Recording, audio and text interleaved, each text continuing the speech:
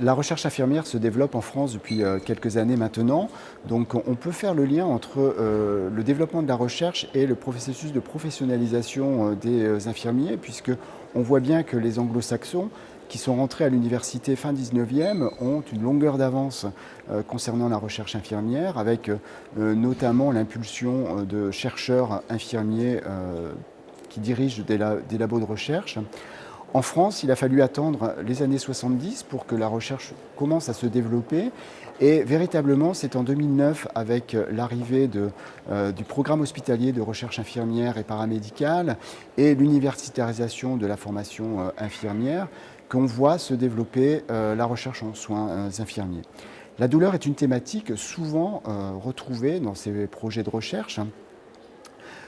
Projets sur la douleur induite, sur les méthodes non médicamenteuses, mais également dans le cadre de la douleur chronique, sur la douleur neuropathique, l'éducation thérapeutique, la neurostimulation transcutanée.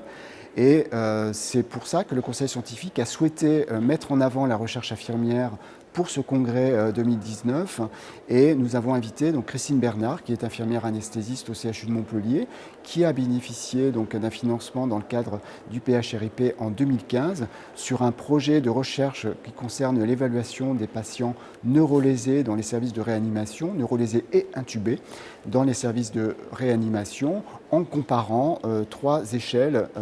qui existaient et en proposant une démarche très intéressante sur l'évaluation de ces patients vulnérables de réanimation. Recherche infirmière, douleur, SFETD, un lien très fort depuis de nombreuses années, puisqu'il y a eu déjà un prix SFETD CNP Assurance il y a quelques années, et puis sous l'impulsion de la commission professionnelle infirmière dans le cadre d'un partenariat avec une start-up et la SFETD, donc la mise en œuvre d'un projet IPATENS pour identifier les facteurs prédictifs d'observance à la neurostimulation transcutanée, qui va voir le jour l'année prochaine et pour lequel les infirmières des consultations de douleurs chroniques seront invitées à participer à ce travail de recherche qui va être